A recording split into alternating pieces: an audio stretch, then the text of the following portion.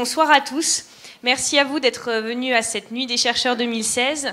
Et donc, le principe de la Nuit des chercheurs, c'est tout simplement que le temps d'une nuit ou d'une soirée, les scientifiques sortent de leur laboratoire pour se mêler à nous, à la population, aux gens normaux, pour parler de leurs recherches. Allô ? Oui, ça... c'est bon. Voire même discuter avec des non-scientifiques. Et alors, ce soir, la limite entre les non-scientifiques et les scientifiques va être très ténue parce que nous avons le plaisir de recevoir donc Florence Porcel, qui n'est pas n'importe qui. C'est la community manager de l'univers, ici. Et son métier, c'est la vulgarisation de l'astronomie, et ce, donc, sous quasiment toutes ses formes. Très, très variées, hein, vidéo, audio, interview, conférences. Donc, on a beaucoup de chance ce soir. Et comme je vous le disais, elle est passionnée et surtout très connaisseuse d'astronomie et de voyages spatiaux. Donc, pour moi, ça va être très difficile de résumer sa carrière déjà très, très riche, à moins que vous ayez toute la soirée, mais peut-être pas. Donc, je vais faire vraiment très vite pour leur laisser la parole. Donc, chroniqueuse télé, puis co-animatrice de La Tête au carré sur France Inter. Il faut ajouter à ça une vie sur le net bien remplie. Depuis 2012, elle résume pour nous la folle histoire de l'univers. Vous m'entendez tout le temps ou il y a des moments où ça ne marche pas? Merci. Elle résume la folle histoire de l'univers, donc avec des informations en provenance de l'espace. Et ces vidéos sont souvent donc, très humoristiques et elles sont toujours instructives. Elles ont surtout pour objectif de faire partager sa passion de l'astronomie. Alors ça tombe bien ce soir parce qu'ils seront deux à partager avec nous cette passion de l'astronomie. Parce que face à Florence, dans la catégorie des chercheurs, voilà, on a Damien Loiseau, donc un vrai scientifique qui nous a fait le plaisir de sortir de son laboratoire. Je ne suis pas une fausse scientifique, je ne suis pas scientifique du tout. Voilà. Je ne suis pas chercheuse, heureusement que c'est la nuit. Alors, un vrai chercheur, ça marche ou toujours pas? Ouais, un vrai chercheur. Donc, un vrai chercheur qui est sorti de son laboratoire ce soir. Donc, Damien Loiseau, astronome à l'Observatoire de Lyon. Je prends des risques. Tu prends des risques, c'est pas mal. Alors, ces sujets d'études, pour le présenter un tout petit peu plus précisément, donc l'analyse des surfaces planétaires, l'histoire de l'eau sur Mars et la détection de sites d'atterrissage pour les futurs rovers martiens, donc rien moins que ça. Pour rajouter une petite, une petite anecdote et surtout une petite fierté, on peut féliciter Damien, parce que justement l'année dernière, l'ESA a justement choisi le site d'atterrissage qui était proposé par son équipe pour le futur rover martien. Donc le futur rover martien se posera sur Oxyaplanum en 2020. Alors, ce soir, nos deux invités nous font l'honneur d'être présents pour débattre et argumenter autour d'une planète qui leur tient particulièrement à cœur, et je leur laisserai expliquer pourquoi tout à l'heure, donc la planète Mars. Les deux sont des spécialistes du sujet parce que si Damien en a fait son sujet de recherche, Florence, elle, a pour objectif d'y déménager le plus rapidement possible, donc elle commence à bien connaître l'endroit quand même. Et cette planète donc fascine, et j'espère qu'elle vous fascine aussi, mais j'imagine que si vous êtes là ce soir, c'est qu'elle vous fascine aussi. Et ça fait finalement vraiment beaucoup d'années que les gens sont complètement fascinés par la planète Mars. Alors, on avait même pensé que Mars était tellement potentiellement habitable qu'en 1900, une bourse avait été créée pour récompenser toute personne qui entrerait en contact avec les habitants d'une autre planète, sauf de Mars, parce que c'était jugé beaucoup trop facile en fait d'entrer en contact avec des Martiens. De nombreuses années se sont écoulées depuis et on n'a pas encore de traces de Martiens. On a des traces d'eau qui ont été découvertes. Et peut-être que la prochaine trace de vie qui sera découverte à la surface de la planète Mars, ce ne seront pas des Martiens, mais ce seront des Terriens, parce que beaucoup en sont persuadés, la colonisation est proche. Et ce soir, donc, Florence et Damien nous font le plaisir d'être là et de s'affronter. Alors, je pense que s'affronter, c'est vraiment un bien grand mot. Plutôt discuter, justement, échanger. Où est-ce qu'on en est autour de l'étude de cette planète? Quel avenir pour la recherche sur cette planète? Et puis surtout, est-ce qu'on sera tous martiens un jour? Et je vais laisser la parole donc à nos deux invités de cette nuit des chercheurs pour répondre à toutes ces questions. La toute première que je vais leur poser, c'est pourquoi est-ce que cette planète fascine et plus précisément pourquoi est-ce qu'elle fascine la recherche. Et là, je vais laisser la parole donc pour démarrer. C'est pas très poli, normalement c'est pour les demoiselles, mais là ce sera Damien qui démarrera. On n'en est plus là quand même, on n'en est plus là. On n'en est plus là. Donc qu'est-ce qui rend cette planète si unique pour les chercheurs ? D'abord, merci d'être là. Merci, Caroline, de nous avoir présenté. Qu'est-ce qui nous fascine sur la planète Mars? On sait, alors ça fait juste quelques dizaines d'années, qu'on a vraiment vérifié qu'il y avait eu des lacs dans le passé, des rivières sur Mars. Qu'est-ce que ça veut dire? Il y a eu de l'eau liquide. Et l'eau liquide, ça nous intéresse vachement parce que on sait que la vie, en tout cas au moins sur Terre, elle s'est développée, elle est apparue dans l'eau liquide, elle se développe dans l'eau liquide, et l'eau liquide, elle est indispensable à la présence de vie, en tout cas telle qu'on la connaît. Et du coup, une des grandes questions qu'on se pose, c'est est-ce qu'il y a de la vie ailleurs dans l'univers? Et du coup, on cherche les endroits qui sont les plus susceptibles d'accueillir de la vie.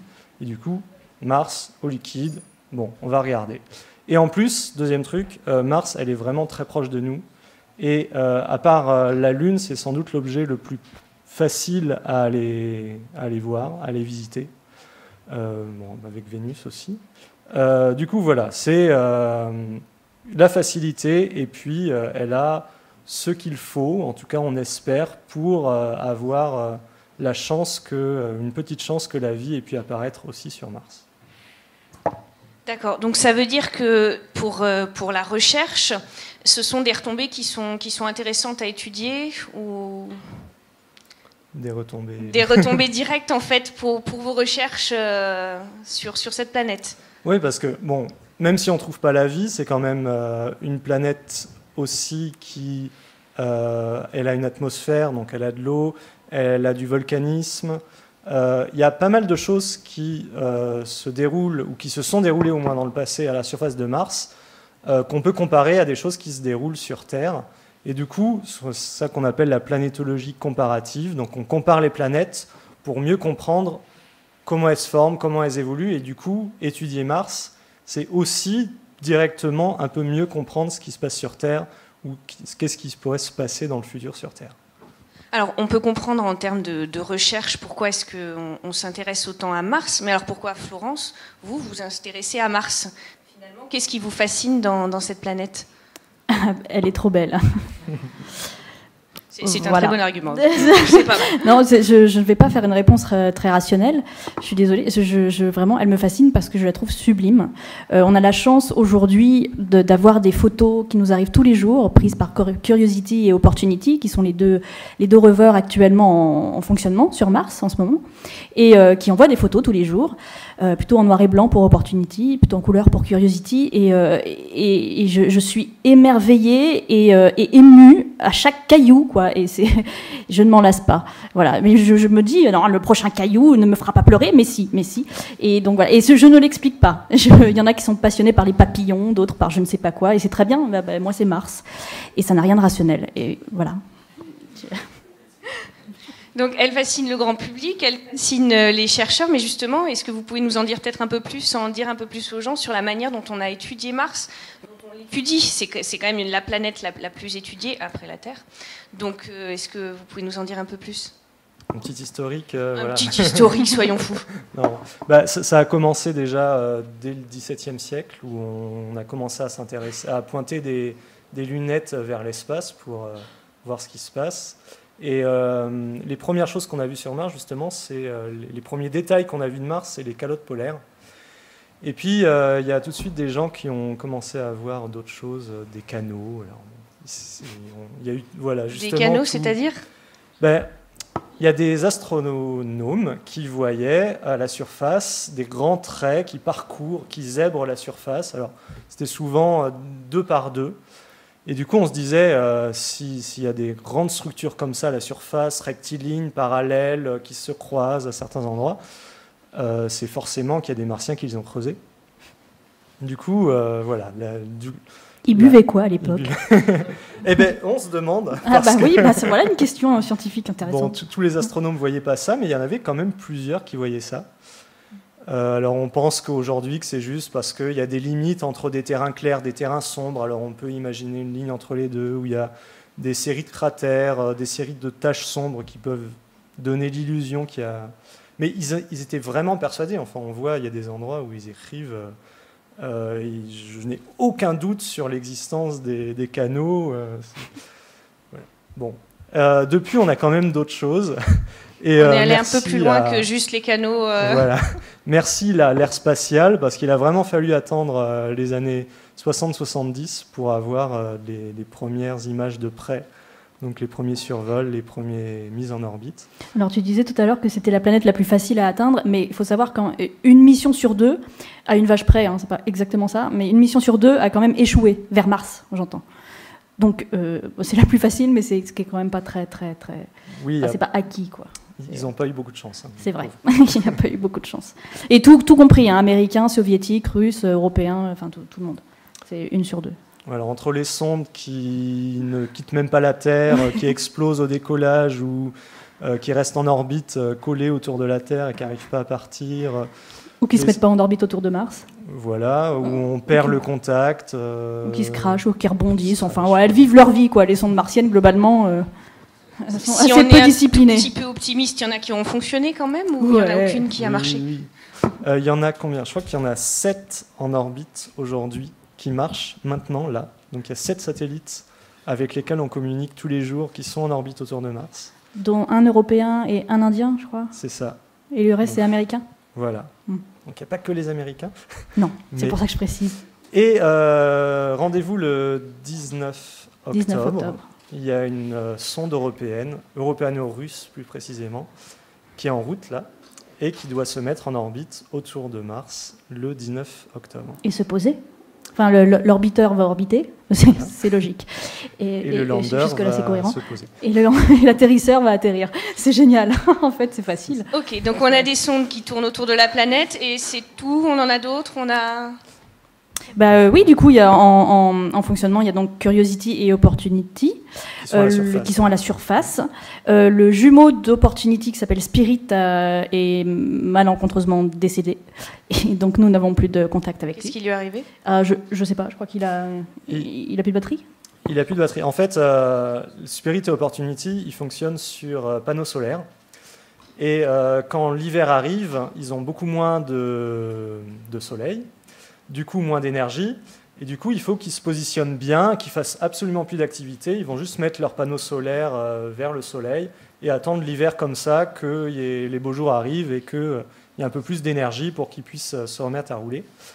Et le pauvre Spirit, il était déjà un peu boiteux parce qu'il avait une roue qui ne tournait plus. Alors, c'est des rovers qui ont 6 roues. Donc déjà, il traîne à la patte un petit peu.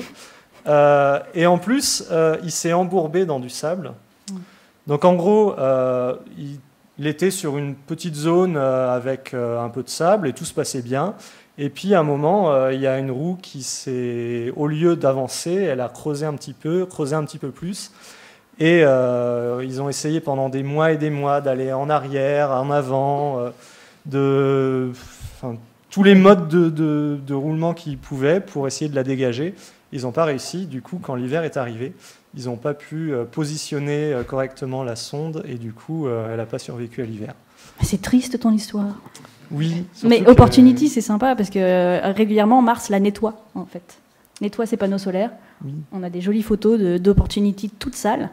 Et puis, voilà, un jour, hop, elle est toute propre. Et il y a une espèce de tornade martienne qui est passée par là pour la nettoyer. Voilà.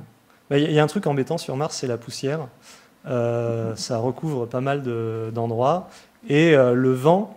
Alors, il y a une petite atmosphère sur Mars. Tiens, si on regardait vite fait quelques petits trucs, oui, c'est pour ceux qui ne connaissent pas très très bien Mars. Je vais juste faire très rapidement. Mars, elle est plus loin du Soleil que la Terre, donc il y fait plus froid, parce que c'est essentiellement quand même le Soleil qui nous réchauffe. Et du coup, elle met plus de temps à faire le tour du Soleil. Elle met à peu près 2 années terrestres pour elle faire une année, donc un tour du Soleil. Elle est plus petite que la Terre. Là, en bas, vous avez donc comparé la Terre et Mars. Elles ne sont pas aussi proches que ça, hein, malheureusement. C'est gentil de préciser. De l'avoir comme ça. Mais donc, c'est à peu près voilà, les tailles représentatives. Et comme elle est une des raisons, le fait qu'elle soit plus petite, c'est une des raisons qui fait qu'elle a une atmosphère plus ténue que la Terre. Donc la pression est beaucoup plus faible, mais il y a quand même des tempêtes, il y a du vent, et ce vent, il arrive à soulever de la poussière. Et du coup, la poussière, elle va se déposer sur les panneaux solaires régulièrement. Et du coup, si on a de la poussière sur les panneaux solaires, on a l'énergie qui diminue au fur et à mesure. Et voilà, merci. Les petites tornades qui viennent balayer tout ça.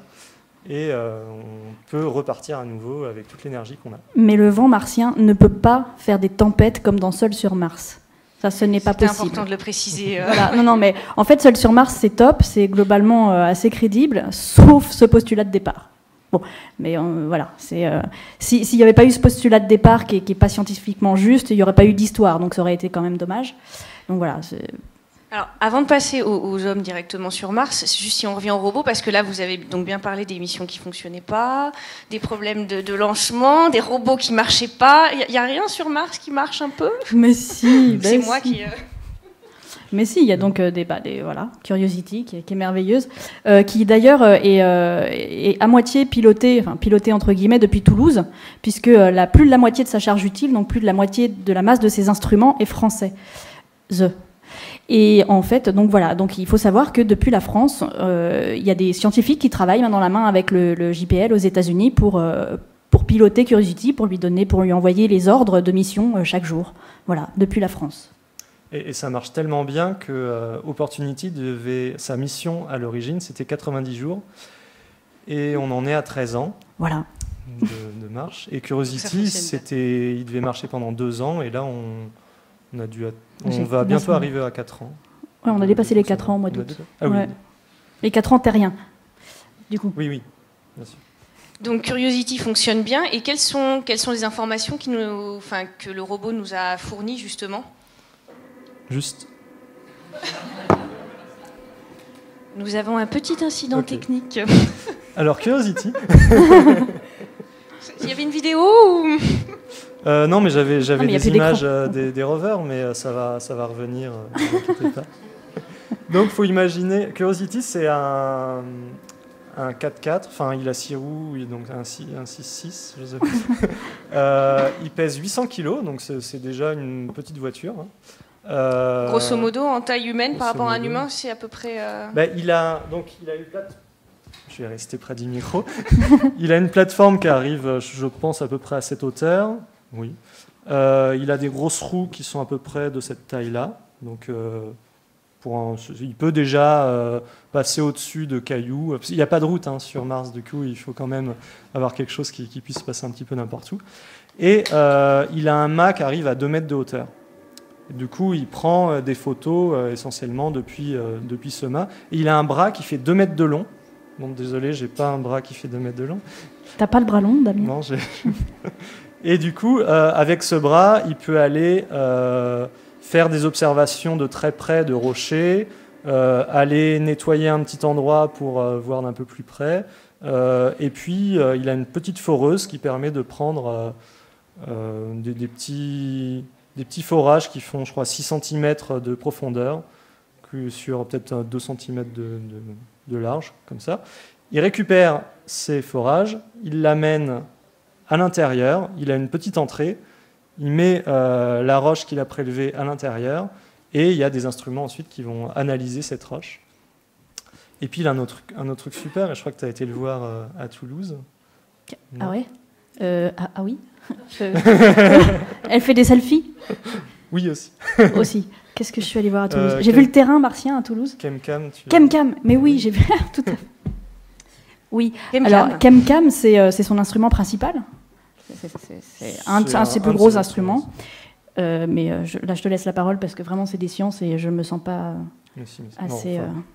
c'est, en fait, donc, le but de Curiosity, c'est d'étudier les roches pour savoir si elles sont formées dans les bonnes conditions pour que la vie apparaisse. Donc si à l'époque où ces roches se sont formées, on avait de l'eau, on n'avait pas un pH trop acide ou trop basique, si les températures étaient convenables, voilà, pour que la vie ait les bonnes conditions pour apparaître. Du coup, pour ça, on analyse les roches, on analyse tout ce qu'il y a dedans, et on a une façon de faire sans même toucher à la roche. Elle s'est située sur le mât de Curiosity, donc ce mât qui est à 2 mètres de hauteur. Il a un laser, il va faire des tirs laser sur les roches à quelques mètres de distance, quelques tirs laser comme ça. Et en fait, il a un laser assez puissant, ça va casser la roche, la transformer en plasma, donc c'est un gaz ionisé. Donc on crée des ions, des électrons, et là où ça demandait des années et des années d'études sur Terre avant, c'est qu'en analysant la lumière que ce plasma produit, donc il y a une caméra qui regarde et qui récupère la lumière que le plasma produit, on arrive à déterminer qu'est-ce qu'il y a dans la roche. Et du coup, à quelques mètres de distance, comme ça, juste avec quelques tirs laser, hop, en quelques secondes, on obtient l'analyse de la lumière et on arrive à retrouver les éléments qui composent cette roche. Et donc là, la technique revient, et donc vous pouvez admirer Curiosity juste derrière. Voilà, ça... Une belle bête, hein, quand même. Hein. Ouais, du coup, il y a le premier petit rover qui a été envoyé sur Mars, c'est le petit juste en bas, là, donc qui fait à peu près 50 cm de long. C'est Sojourner. C'est Sojourner, voilà. Donc envoyé dans les années 90, fin des années 90. Ça, c'était une réussite, la première, la première depuis plusieurs années à ce moment-là.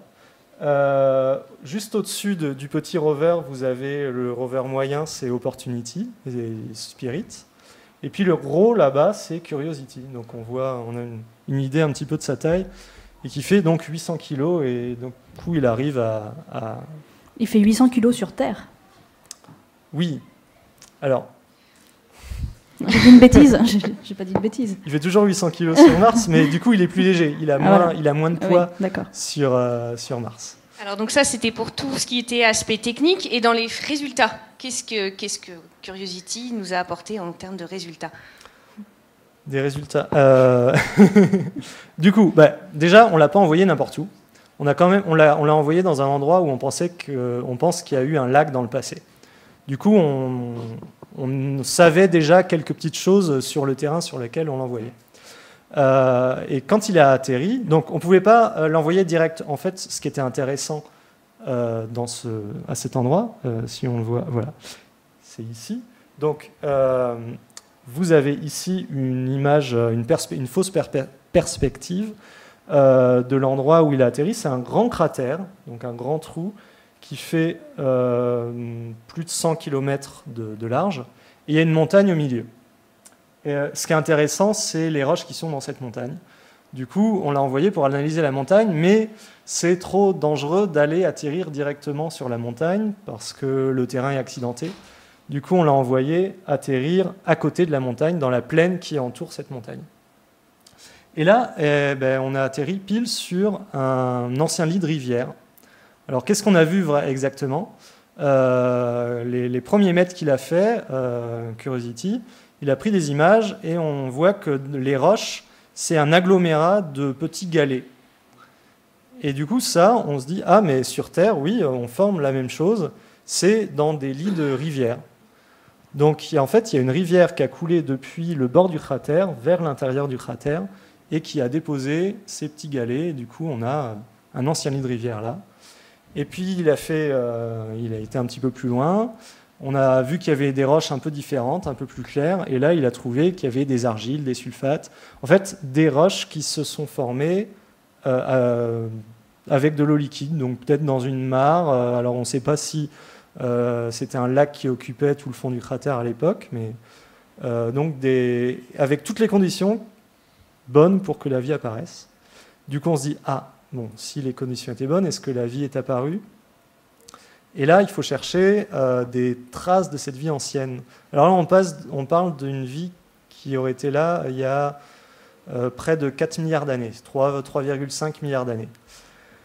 Du coup, de la vie qui est morte depuis 3,5 milliards d'années, il ne reste pas forcément grand-chose. Donc on essaie de trouver des petits restes de cette vie. Alors ça peut être des molécules organiques, des molécules carbonées. On en a trouvé. Ils auraient pu laisser des post-it quand même. Nous étions ici.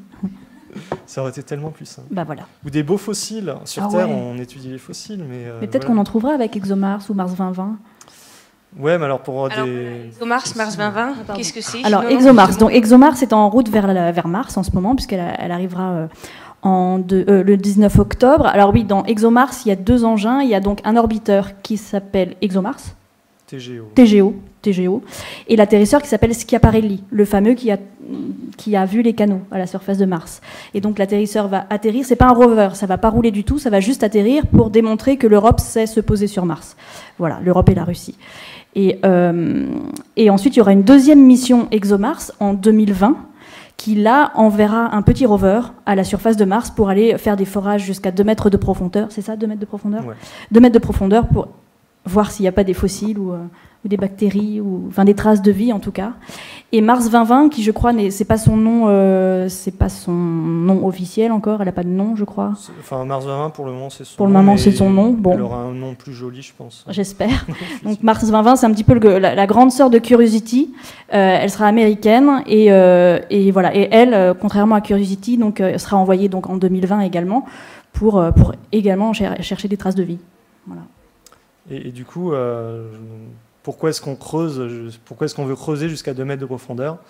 Je disais justement que la vie qui est morte il y a 3,5 milliards d'années, elle a pas mal de chances d'avoir que toute trace ait disparu. Et il y a des choses dans l'atmosphère, il y a l'oxydation qui peut être liée à l'atmosphère qu'on veut éviter. Il y a aussi les UV. Nous, on reçoit des UV, alors on n'en reçoit pas trop parce qu'on a la couche d'ozone qui nous protège dans l'atmosphère, mais il n'y a pas de couche d'ozone dans l'atmosphère martienne.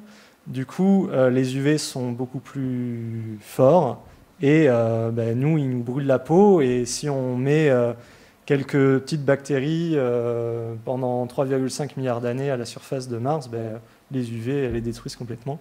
Donc il ne resterait plus rien. Et puis il y a même des rayons cosmiques, ce qu'on appelle des rayons cosmiques, c'est des particules de haute énergie qui se baladent dans l'espace. Même chose sur Terre, on a l'atmosphère qui nous protège, mais comme elle est beaucoup plus petite sur Mars, ces rayons cosmiques aussi ils peuvent détruire les molécules. Du coup, en creusant à 2 mètres de profondeur, on espère que... il y a des gens qui ont calculé qu'à 2 mètres, pendant 2-3 milliards d'années, on a des chances d'être protégé de tout ça, et donc de préserver des restes de vie ancienne. D'accord, donc là, ce serait envoyer des robots pour pouvoir creuser. Après, c'est vrai que quand on parle de Mars, quand on parle des missions martiennes et des robots, des choses futures sur Mars, c'est difficile de ne pas parler de missions humaines sur Mars pour pouvoir aller, je ne sais pas, creuser plus loin, aller chercher d'autres informations. Donc là, je sais qu'on a une spécialiste quand même des missions martiennes habitées, qui n'existent donc pas. Quel spécialiste je fais ? Et donc justement, quelles sont un peu les perspectives pour aller étudier cette planète ? Parce qu'on a envoyé des sondes, on a envoyé des robots, mais c'est vrai que c'est quelque chose qui est particulièrement d'actualité en ce moment. Où en sont les missions martiennes, les vols habités ? Les vols habités vers Mars n'en sont pas bien loin. C'est-à-dire que depuis les missions lunaires, depuis Apollo, on nous promet Mars dans 20 à 30 ans. Et là, la NASA dit peut-être dans les années 30. Donc c'est dans 20 à 30 ans. Donc rien n'est signé pour l'instant, il n'y a rien de concrètement fait, même s'il y a des tas d'études, il y a des tas de simulations qui sont faites pour engranger des données, il y a des gens qui travaillent sur les futurs habitats, sur la manière dont pourraient se nourrir des marsonautes sur place. Il y a des tas de choses qui sont faites, mais globalement, aucune agence spatiale n'a signé un papier en disant c'est bon, on y va. La NASA développe un lanceur lourd, une fusée pour envoyer un déchargement très lourd avec des humains dedans. Il y a aussi SpaceX avec Elon Musk qui a fait sa grande annonce il y a quelques jours en annonçant une manière de rejoindre Mars et de faire des navettes entre les 2 planètes. Mais tout ça, c'est juste des mots sur du papier et à part les lanceurs américains qui sont en cours de développement, il n'y a pas grand-chose de fait, quoi. Mais qu'est-ce qui arrête ? Qu'est-ce qui fait qu'on n'est pas capable, pour l'instant, d'aller sur Mars ? Je pense qu'on en serait capable, c'est juste que pour l'instant, il n'y a pas la volonté politique et donc il n'y a pas les budgets qui vont avec. Il faut savoir qu'une mission invitée vers Mars, ça va coûter extrêmement cher, mais alors vraiment très très cher. On parle de plusieurs dizaines de milliards de dollars. Il y en a qui parlent de plusieurs centaines de milliards de dollars. L'un dans l'autre, c'est très très coûteux. Je pense qu'un pays ne peut pas s'en sortir tout seul. Il faudrait qu'on s'y mette à plusieurs. Il faudrait que le public et privé s'allient également. Et pour l'instant, la plupart des agences spatiales sont publiques. Et donc, c'est des fonds publics. Et donc, c'est les politiques qui votent les budgets. Et là, comme il n'y a pas de volonté politique, il n'y a pas de budget pour ça. Et donc, voilà. D'accord, donc juste des problèmes finalement de budget et de volonté politique. Technologiquement, on serait au point là pour... Pour partir demain, non. Il y a encore des tas de détails à régler. Tu parlais tout à l'heure des UV ou des rayons cosmiques, etc. Voilà, quand on va envoyer du vivant sur Mars, il va falloir se protéger de tout ça. Parce que les particules énergétiques qui arrivent de l'espace et où il n'y a pas d'atmosphère pour s'en protéger, ou de champs magnétiques, comme ici, voilà, ça peut provoquer des choses un petit peu graves à des êtres vivants.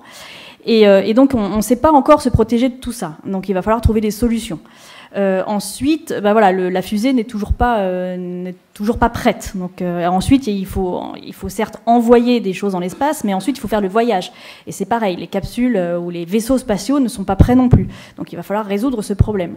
Et puis quoi encore? Enfin bref, des tas de petits détails qui ne sont pas encore tout à fait au point et sur lesquels les scientifiques, les chercheurs et les ingénieurs travaillent. Mais si on devait partir demain ou dans 6 mois ou dans 5 ans, je pense que ce ne serait pas trop possible. Est-ce qu'on fait revenir les gens aussi? Ah oui, il y a ça aussi. Oui, bon, alors... Un petit détail, tu es fourbe, tu es très très fourbe. Oui, là je parlais évidemment des missions scientifiques, donc on y va, on prend des échantillons, on revient, enfin ou pas des échantillons d'ailleurs. Enfin j'imagine que c'est quand même le but si on y envoie des gens, c'est quand même de ramener des échantillons. Et il y a effectivement le projet Mars One absolument qui souhaite envoyer lui des groupes de 4 personnes pour s'y installer définitivement, donc sans retour, ce qui réduit un certain nombre de problèmes, comme le retour, qu'on ne sait pas faire, donc, et qui coûterait beaucoup moins cher. C'est une bonne solution finalement, ça règle pas mal de problèmes en un seul coup, voilà. Et alors après tous les questions éthiques que ça soulève et le fait de devoir rester sur place et de survivre, quoi, de faire pousser des plantes, d'avoir des habitats assez solides pour qu'ils durent des dizaines d'années. Enfin voilà, c'est encore c'est assez lourd aussi. Ça veut dire qu'on les envoie, ils s'installent et ils sont tout à fait aptes sur la planète à s'installer directement sans... Ah bah ce serait pas mal que tout soit installé en amont. En amont. Parce que ça, on fait pas de camping quand on arrive sur Mars globalement.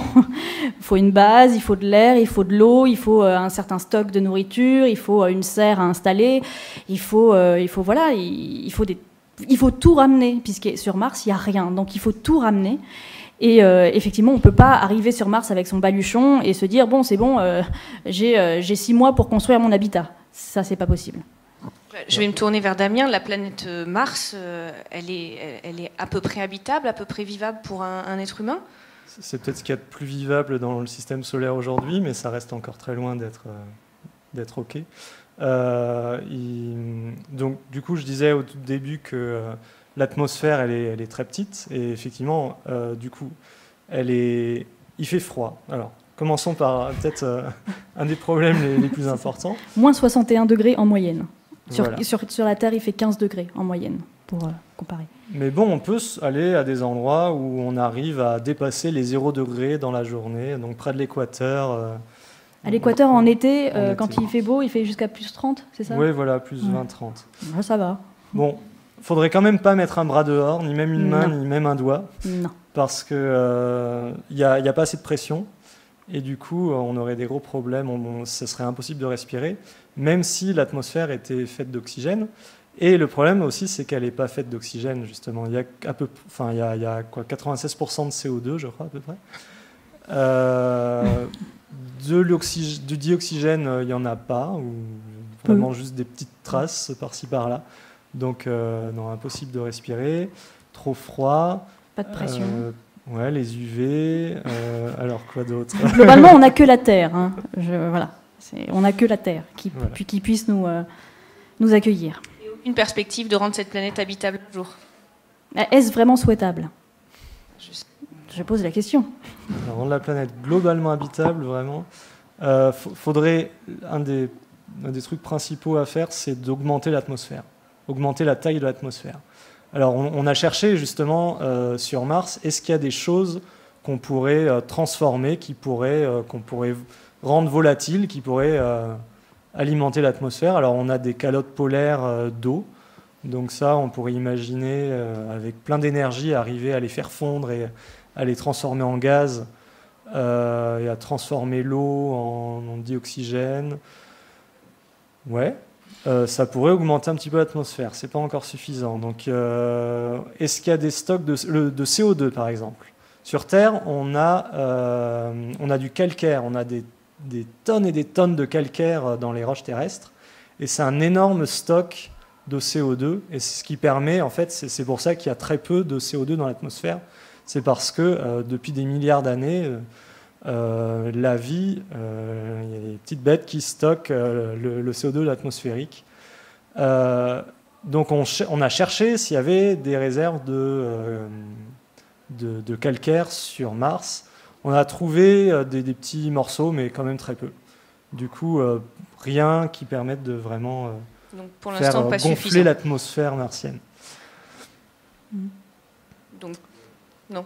Par Rien contre, du on tout. cherche, même, et s'il s'agit juste de faire un petit habitat pour quelques personnes, quelques dizaines de personnes, plutôt que de tout emmener, on essaie de voir si on ne pourrait pas utiliser des choses sur place.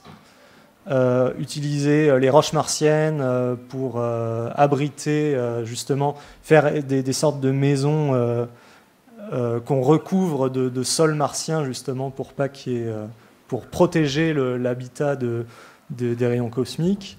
On essaie de voir s'il y a des endroits où il y a de l'eau qu'on pourrait utiliser, aller creuser un petit peu pour creuser de la glace ou creuser des minéraux très riches en eau pour pouvoir utiliser cette eau. Et justement, en fait, une des choses pour le retour, un truc très lourd, c'est d'emmener le carburant dont on a besoin pour redécoller de Mars. Et du coup, un des projets que les gens ont, c'est de créer le carburant directement sur place, ou même envoyer la fusée de retour bien avant d'envoyer les humains, envoyer la petite usine qui va créer le carburant pour que la fusée soit prête dès que les humains arrivent sur place. Il ne faut juste pas qu'ils atterrissent trop loin de la fusée de retour. Parce qu'il faut faire 500 bornes. Oui, c'est gênant. Mais on arrive quand même ça peut s'organiser après. Hein, mais... En tout cas, la NASA arrive à faire des atterrissages plus précis que ça déjà aujourd'hui, c'est vrai. À une dizaine de kilomètres. Mais en tout cas, en ce qui concerne pour l'utilisation des matériaux pour faire des abris avec le régolithe martien, par exemple, il y a l'ESA qui travaille sur un prototype d'imprimante 3D qui utilise le régolithe. En fait, c'est sur la Lune qu'ils font des projets. Mais ça marche, ils impriment des murs en 3D avec du régolithe lunaire. Donc voilà, donc pourquoi pas sur Mars? C'est en cours de développement. Pour l'instant, pas de mission prévue tout de suite, et en tout cas, pas de colonisation de la planète. Non, mais est-ce vraiment souhaitable? Non, coloniser, j'aime pas. Ceux qui me suivent depuis longtemps savent que j'aime pas ce mot-là. Mais je vais m'expliquer. On colonise une terre sur laquelle on peut avoir une emprise, ou une prise, ou sur laquelle en fait, Mars, on n'aura jamais de contact direct avec Mars.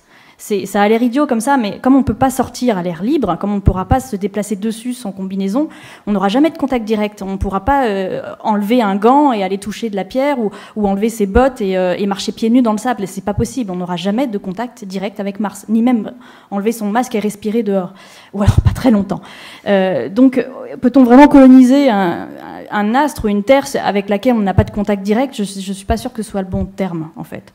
Donc on restera dans nos bases, pressurisées, à bonne température et avec une bonne atmosphère, et on ne peut pas coloniser longtemps comme ça. Et coloniser, ça veut dire aussi se reproduire, faire des enfants, etc. Mais une base martienne, on ne peut pas repousser les murs. Enfin, c'est pas possible. On ne peut pas aller couper un arbre dehors et faire une nouvelle cabane pour une nouvelle famille. Enfin, c'est pas possible. Donc coloniser, moi, ça me semble compliqué. Il faut amener des habitats sous forme de modules gonflables ou bien les imprimer sur place ou ce genre de choses. Mais ça ne sera pas aussi facilement qu'on colonise ici une terre, par exemple. Voilà. Et donc avec toutes ces informations, si je vous demande à tous les deux si vous souhaitez déménager sur Mars, si c'est possible. On part quand? D'accord, Damien. On revient quand? Mais moi, je reste sur place, moi, tu sais. Mais je reviens. D'accord. Bah, écoutez... Il y a déjà une façon d'y aller, en fait, en quelque sorte. C'est justement les rovers. Ça, c'est un truc génial, parce que moi, je passe mon temps à regarder les images qui sont prises depuis l'orbite, donc à quelques centaines de kilomètres de la surface. Il y a une webcam, même. Il y a... une webcam. Une caméra sur Mars Express. Ouais. Oui, on peut aller regarder, n'importe qui peut aller regarder les images prises de la surface de Mars. C'est pas forcément facile d'avoir accès aux données, mais ça se trouve. Et du coup, et regarder Mars depuis l'espace et savoir qu'un jour, on va pouvoir aller poser un rover qui va prendre des images de la surface, ça, c'est déjà une petite manière d'aller sur place. Une manière d'être quand même un peu sur Mars. Voilà. Bon, on va vous remercier tous les deux. Et je pense qu'on va laisser un tout petit peu la parole au public, qui, à mon avis, doit avoir plein de questions à leur poser. Donc voilà, sur Mars, sur la colonisation, pas la colonisation, justement, parce qu'on ne touchera jamais Mars. Donc sur poser le pied sur Mars en combinaison, ou sur les missions. Donc si vous avez des questions, n'hésitez pas.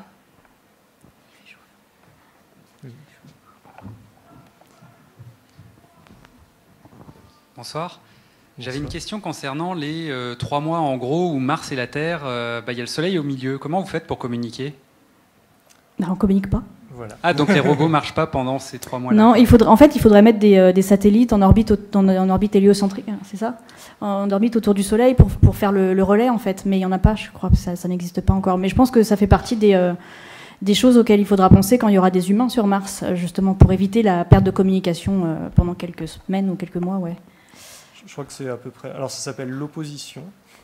Et ça dure, il me semble que pendant 2 semaines, on ne peut vraiment pas communiquer avec tous les satellites qui sont autour de Mars. Ah, c'est 2 semaines. Ah, 2 semaines de tranquillité, alors, finalement. C'est bon. Alors, est-ce que d'autres questions?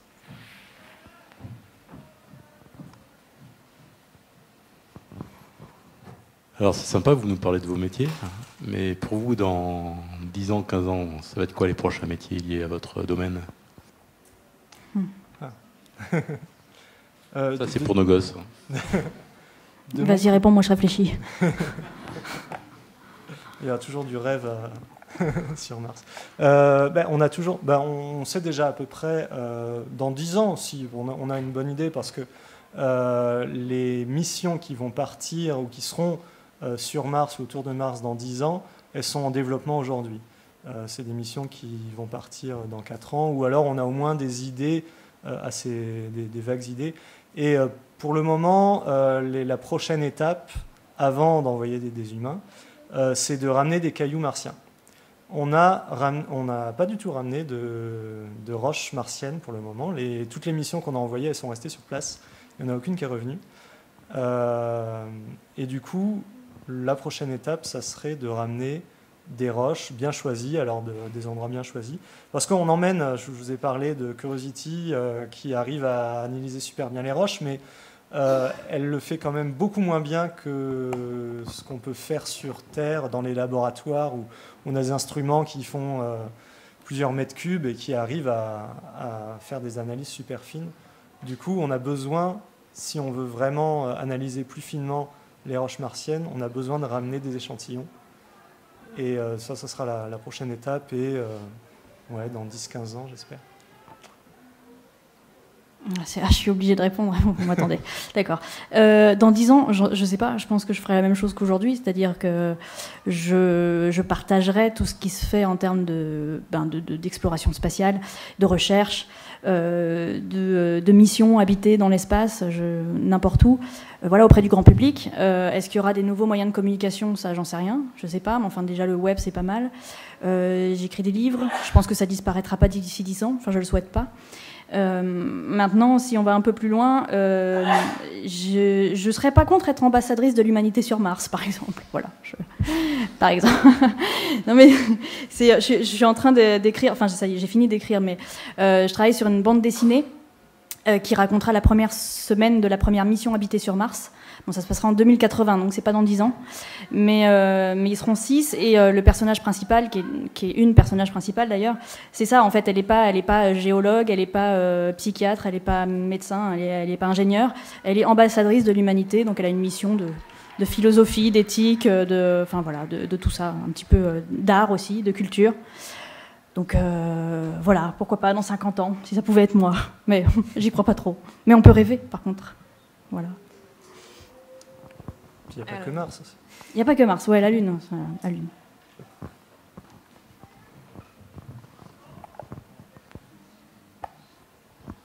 Bonsoir. Vous parliez tout à l'heure des communications avec les différents robots qu'il y a sur Mars, mais comment ça marche pour leur envoyer des ordres et recevoir quelle technologie qui est utilisée pour communiquer avec eux? J'y vais. Du coup, on ne peut pas communiquer. Enfin, on arrive, mais de manière on arrive très peu à communiquer directement depuis la Terre, directement avec le rover. Du coup, ce qu'on fait, c'est qu'on communique avec un satellite qui est autour de Mars et qui va communiquer avec le rover, et en retour, même chose, le rover communique avec le satellite et il nous renvoie. C'est de la radio. Du coup, il n'y a pas de problème. Donc on arrive à... Du coup, Mars oscille est à 5 minutes de nous, 5 minutes lumière de nous, jusqu'à 20 minutes lumière, je crois, un truc comme ça. Du coup, il y a toujours un décalage. Toutes les informations qu'on envoie, si on veut une réponse, il faut toujours entre 5 et 20 minutes pour que le message arrive, et du coup 5 à 20 minutes supplémentaires pour qu'il revienne. Du coup, c'est difficile de communiquer en direct avec les rovers. Il n'y a pas quelqu'un dans une salle avec un joystick qui dirige le rover. Il faut qu'il soit autonome. Surtout que je disais, donc, on communique avec le satellite qui, lui, tourne autour de Mars. Le rover, lui, il est à peu près toujours au même endroit. Hein. Ce n'est pas les 100 mètres par jour qui fait qu'il ne va pas arriver à suivre le satellite. Du coup, on arrive à communiquer que quand le satellite passe à peu près au-dessus du rover. Et ça arrive en gros 2 fois par jour. Donc on arrive toutes les 12 heures, à peu près, à communiquer avec le satellite. Ce qui se passe, en gros, c'est que le satellite, on lui envoie ses instructions le matin martien. Lui, il est actif que dans la journée. La nuit, il fait trop froid ou il n'y a pas assez de soleil, donc on les laisse se reposer. Ils ont leur repos journalier. Du coup, on leur envoie les instructions le matin. Il fait toutes ses affaires, il prend ses données, il enregistre tout. Et le soir, il y a un nouveau passage du satellite. Il envoie toutes ses données. Elles arrivent sur Terre. Les scientifiques, les chercheurs analysent, décident de ce qu'il va faire le lendemain. Et le lendemain matin, on renvoie des nouvelles instructions comme ça. Du coup, voilà. Jour, autonomie. La nuit, c'est les chercheurs qui travaillent. Le lendemain, c'est le rover qui travaille à nouveau. Mais c'était un peu le même principe pour Rosetta et Philae. En fait, quand Philae... Il y a eu un moment où Philae pouvait communiquer avec Rosetta, mais en fait, c'était elle Philae envoyait les informations à Rosetta, qui ensuite nous les transmettait. Et en fait, à un moment, Rosetta s'est trouvée trop loin de la comète, où il y avait un problème d'éjection de poussière, voilà. Et donc, elle ne pouvait pas recevoir les signaux de Philae, alors que finalement, Philae pouvait communiquer. Et comme il n'y avait pas de communication possible entre Rosetta et Philae, il n'y avait pas de communication possible entre Philae et la Terre. C'était un peu dommage. Et Rosetta était là pour faire le lien en fait entre nous. Donc il y a toujours un système de satellite pour faire un petit peu le lien entre l'astre et nous, quoi. Voilà. Les ondes radio à la vitesse de la lumière.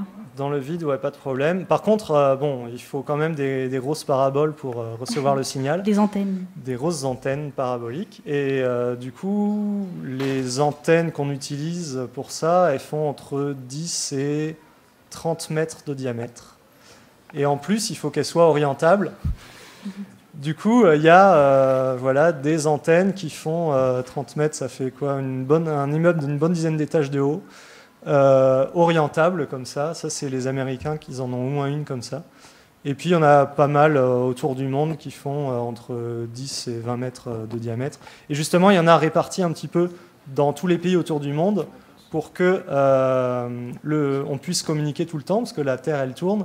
Et du coup, si on se retrouve du mauvais côté, on ne peut pas communiquer. Du coup, voilà. Du coup, si on a la Terre entre nous et le satellite, on n'arrive pas à communiquer. Du coup, voilà, il y en a un petit peu dans plusieurs pays pour que, en permanence, il y ait toujours une ou deux antennes qui puissent voir le satellite, être pointées sur le satellite et communiquer. Ce qui est génial, c'est qu'on a toujours des communications depuis les sondes Voyager qui sont à 17-18 heures-lumière de nous et qu'on arrive toujours à capter. Alors très faiblement, il semble, mais elles ont été envoyées dans les années 70, quoi. Elles nous causent toujours. C'est assez génial comme pensée. Bonsoir. Justement, comment, quand on conçoit ces matériels, vous les estimez en termes de fiabilité ? C'est-à-dire que la fiabilité, elle est à 10 ans. Les matériaux, la technologie que vous utilisez quand vous concevez, elle a peut-être 10 ou 15 ans d'écart. Comment on gère ça dans ce genre de recherche? Ouais, alors. C'est même à plus que ça, puisque Rosetta et Fialet, pour reprendre cet exemple, ils sont partis en 2004. Et là, la mission vient de se terminer il y a quelques heures, en 2016, et donc ça a été construit fin des années 90, début des années 2000. Et quand on pense à Opportunity, qui a été... Enfin, voilà, qui fonctionne toujours 12-13 ans après, alors qu'elle était censée fonctionner 3 mois. Enfin, en fait, le spatial, il faut construire des choses qui fonctionnent dans des environnements tellement extrêmes qu'on est obligé d'être à la pointe de la pointe de la pointe de la pointe. Et du coup, des fois, enfin, souvent, moi j'ai l'impression qu'on a souvent des bonnes surprises, que ça tient vachement mieux que ce qu'on imaginait. Alors, après, le comment du pourquoi, Damien. Bon, tous les instruments, les plateformes, enfin, tous les rovers, les satellites, c'est les industries spatiales qui les fabriquent. Enfin, les instruments, non, c'est des laboratoires. Et les satellites, c'est Astrium, c'est chez les Américains. C'est Lockheed Martin, non? Lockheed Martin, voilà. Du coup, ça fait longtemps qu'ils sont habitués à faire ça. Les agences spatiales leur demandent quelque chose qui tienne au moins un certain temps. Je disais pour les rovers, les premiers c'était 90 jours, le dernier c'est 2 ans. Du coup, il faut au moins que ça tienne ce temps-là. Après, en général, on espère que ça va tenir beaucoup plus longtemps. On prévoit assez dans les satellites, il y a un peu de carburant, on en prévoit toujours pour tenir beaucoup plus longtemps. Il y a des choses qui ne marchent plus, il y a certains instruments ou des détecteurs qui vont marcher de moins en moins bien, mais ça s'arrête rarement tout d'un coup. On sent que ça marche de moins en moins bien, mais bon, on arrive toujours à utiliser des satellites qui ont plus de 10 ans. Il y a Mars Odyssey qui a été envoyé en 2001, donc ça fait 15 ans, là, ça va faire 15 ans qu'elle tourne autour de Mars.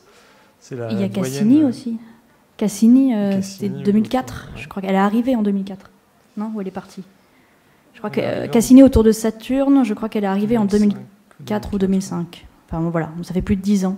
Et à chaque fois, sa mission est repoussée parce qu'elle marche bien, elle marche. Donc du coup, bon après, il faut trouver des budgets pour payer les gens qui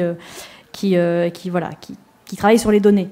Mais elle est censée fonctionner jusqu'en 2017 là, Cassini. Et il me semble que là, ils vont la cracher dans Saturne. Définitivement, même si elle marche encore, parce qu'il n'y a plus de budget.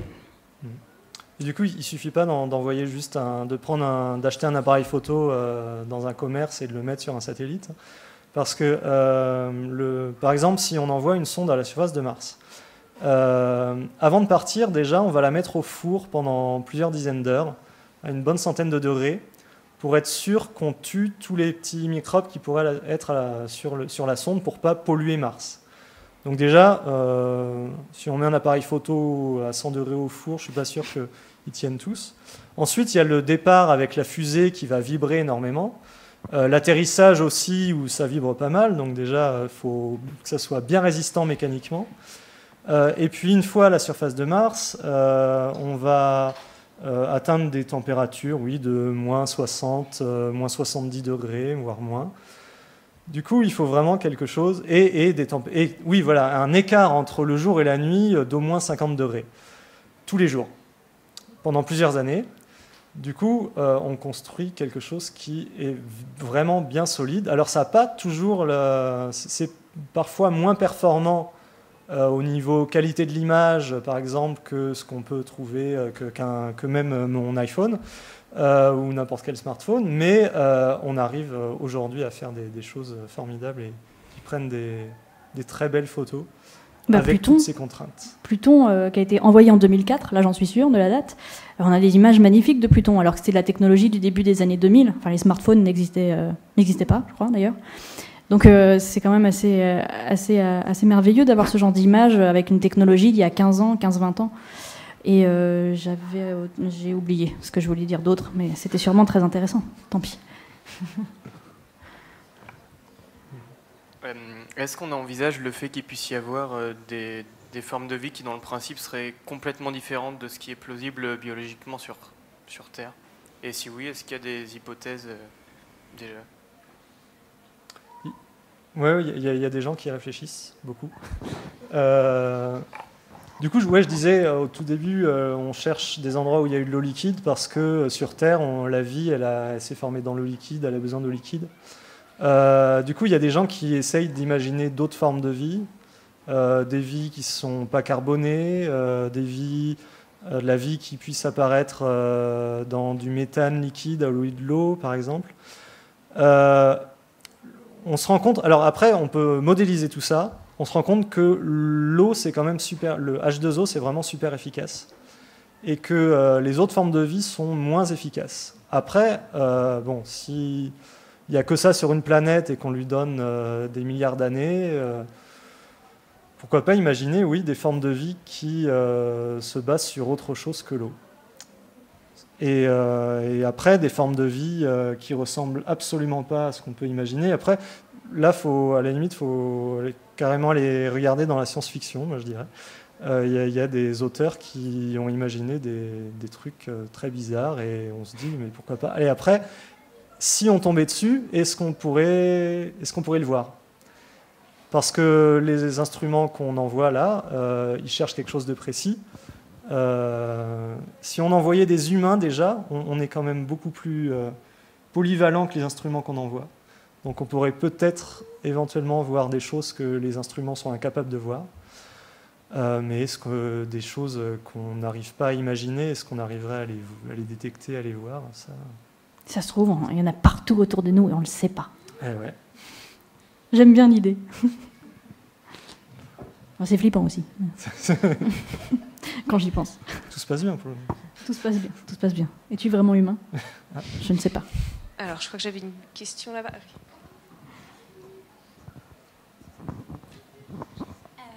Comment est-ce que vous gérez la fin de vie des équipements de manière générale que vous envoyez dans l'espace? Vous parliez tout à l'heure de cracher les équipements, enfin, toute la gestion des déchets à la fin des missions. Ça se passe comment? Ah bah moi j'ai pleuré tout à l'heure pour Rosetta. Hein. Ouais, j'ai pleuré très fort. Bah, il reste sur place en fait, tout simplement. Il n'y a pas de poubelle en fait. Voilà, au niveau pollution... C'est pas top. Il y a plusieurs aspects. Alors, on envoie des choses pas super propres. Hein. Il y a les sondes Viking qui ont atterri sur Mars dans les années 70 et le robot Curiosity, il fonctionne avec une pile atomique. Donc, elle est très bien protégée. Surtout qu'en fait, le plus gros problème, ça aurait été une explosion au décollage sur Terre. Donc, oui, Mars, globalement, elle s'en fout, je crois. Super bien protégée. Après, oui, si on imagine quelques petites bactéries martiennes qui se promènent sur le rover, elles pourraient éventuellement être tuées par les radiations. Et la fin de vie, alors je parlais justement des instruments qui sont de moins en moins performants. Alors il y a des instruments, on arrête carrément de les utiliser. Il y a d'autres instruments, on arrive à évaluer leur performance et on arrive à continuer à les utiliser quand même, à corriger un petit peu les défauts qu'ils ont. Et après, tout ce qui est vraiment fin de vie... Mais sinon, il y a Cassini... Enfin, Galiléo, déjà autour de Jupiter, a été envoyé dans Jupiter pour éviter qu'elle se crache sur une des lunes où peut-être pourrait y avoir de la vie enfin voilà, pour éviter en fait qu'on les contamine et qu'on se demande dans 50, 60 ans si on envoie quelque chose, est-ce que c'est une sonde à nous qui a contaminé la Lune ou est-ce que c'était vraiment là avant? Donc pour éviter ce genre de petits problèmes, on crache les sondes dans les géantes gazeuses et ce sera la même chose donc pour Cassini en 2017. Je crois qu'ils vont la cracher dans Saturne pour éviter qu'elle aille sur je sais pas, Titan ou voilà, contaminer éventuellement un astre qui potentiellement pourrait abriter des petites bêtes. Dans la même lignée, il y a les Japonais, ils ont envoyé, je crois que c'était à la fin des années 90, ils ont envoyé une sonde vers Mars. En route, ils se sont rendus compte qu'ils ils commençaient à avoir du mal à communiquer avec. Et du coup, ils avaient peur qu'elle aille se cracher sur Mars alors qu'elle n'avait pas été décontaminée, stérilisée comme... On doit stériliser tout ce qui va sur Mars. Elle ne l'avait pas été. Et du coup, plutôt que de risquer qu'elle se crache sur Mars, tant qu'ils arrivaient à communiquer avec elle, ils lui ont dit « déporte-toi et va finir ta vie au fond du système solaire. Et, tant pis, on n'ira pas visiter Mars avec toi. » Et là, elle se crache sur Europe. Là... Dommage. C'est ballot. Il y a peu de chance. Il y a peu de chance. Mais globalement, il y a des traces d'artefacts partout dans le système solaire maintenant, j'ai l'impression. Et au-delà. Et au-delà. Et au-delà.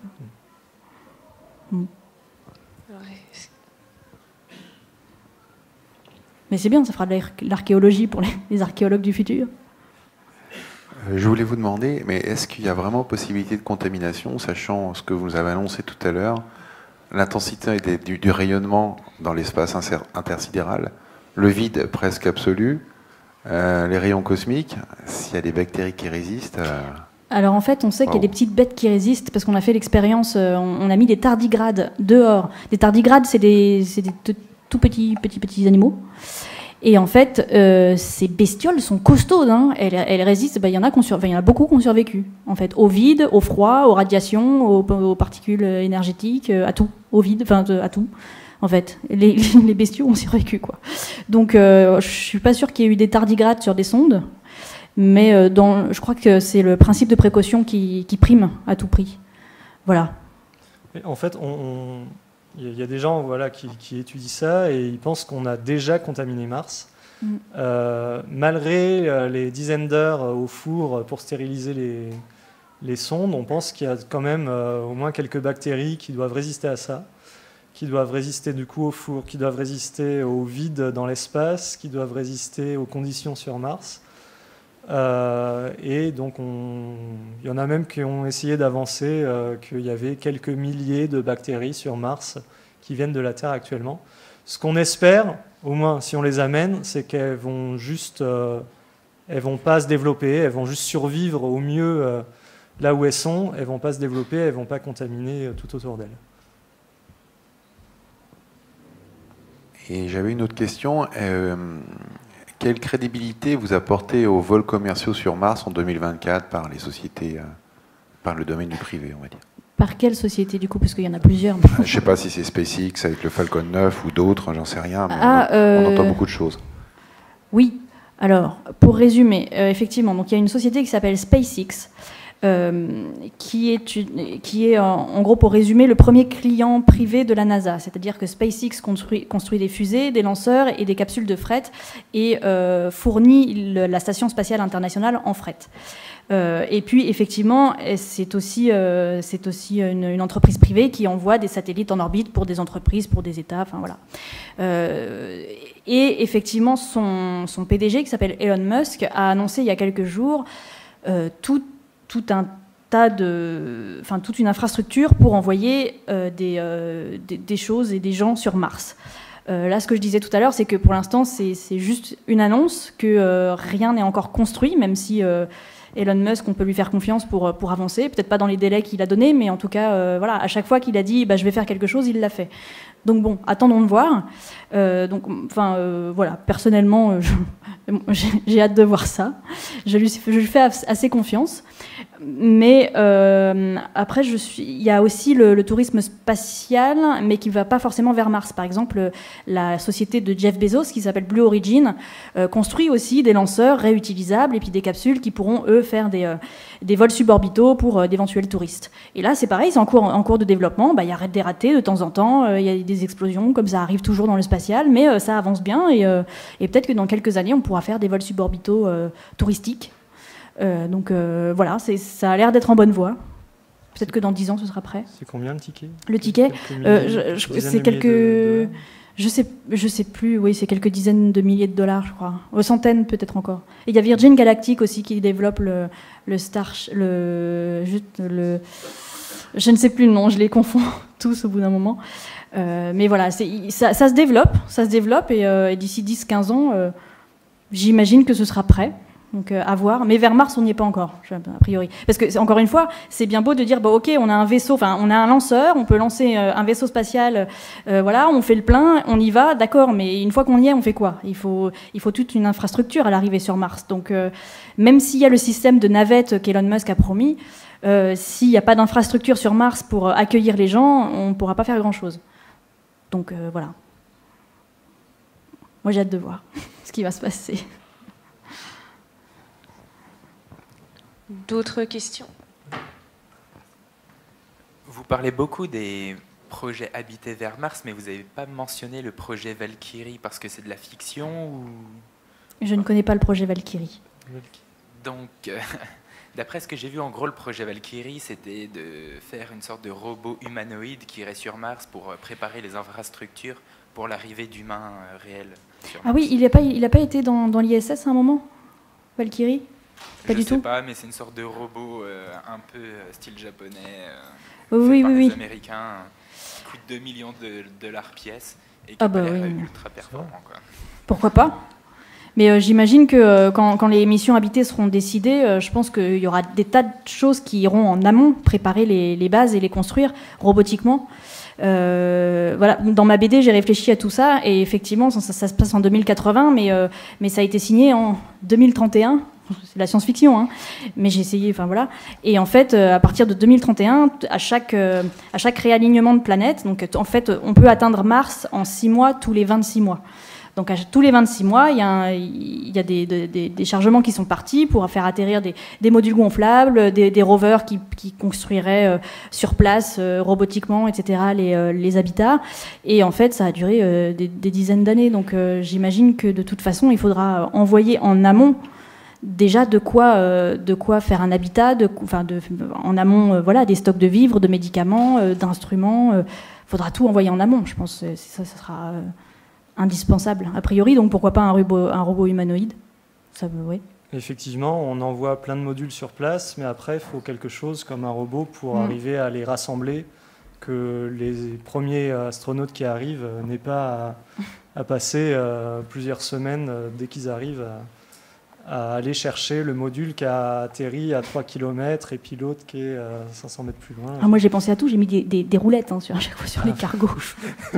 Et un système de GPS et tout. Enfin, voilà.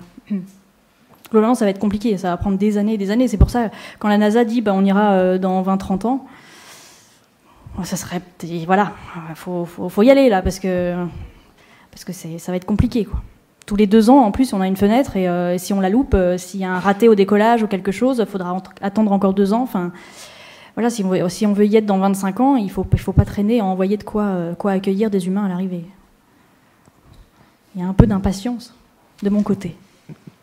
Eh bien, je pense qu'on va pouvoir remercier donc Florence et Damien de nous avoir fait l'honneur d'être là ce soir et d'avoir, j'espère, répondu à toutes vos questions. On vous souhaite une très bonne nuit des chercheurs. Merci à vous d'être venus.